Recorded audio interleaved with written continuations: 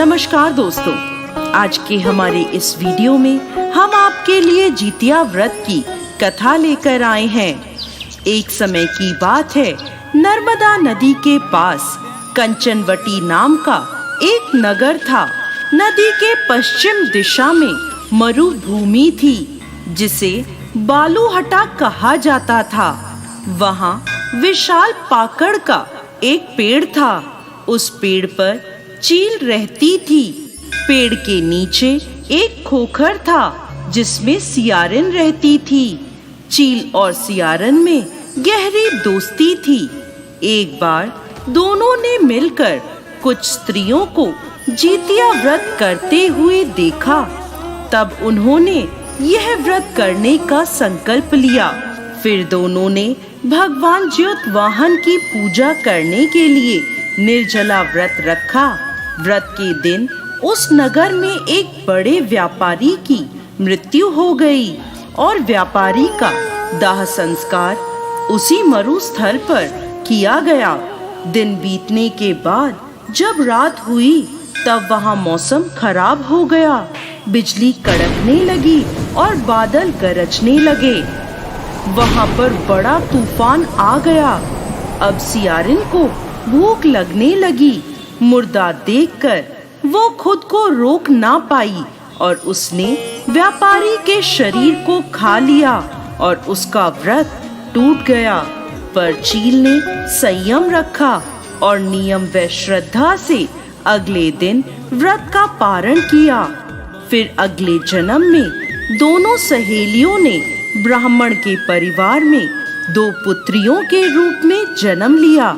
चील बड़ी बहन बनी और उसका नाम शीलावती रखा गया। शीलावती की शादी बुद्धिसेन के साथ हुई। सियारिन छोटी बहन के रूप में जन्मी और उसका नाम कपूरावती रखा गया। उसकी शादी नगर के राजा मलाईकेतु से हुई। अब कपूरावती कंचनवटी नगर की रानी बन गई।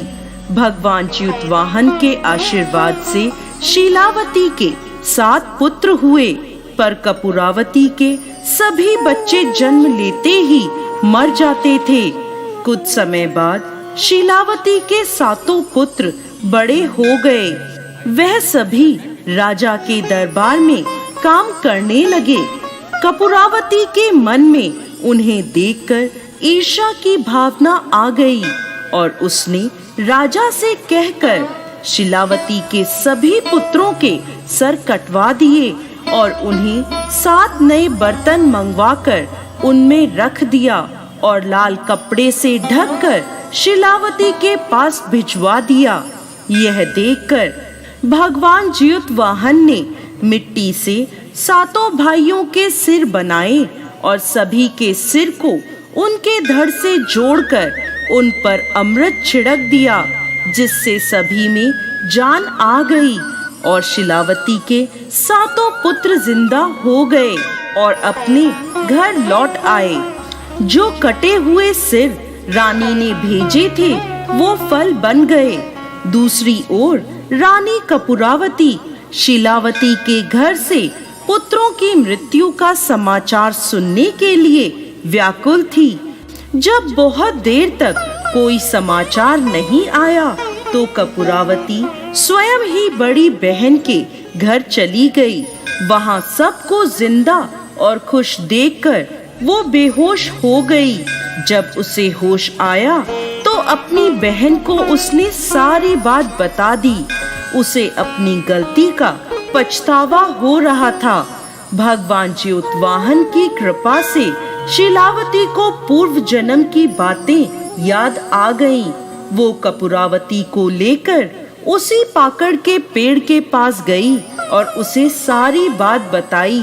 यह सुनकर कपूरावती उसी समय मृत्यु को प्राप्त हुई। जब राजा को यह खबर मिली तो उसने उसी जगह पर पाकड़ के पेड़ के नीचे कपूरावती का दाह संस्कार कर दिया।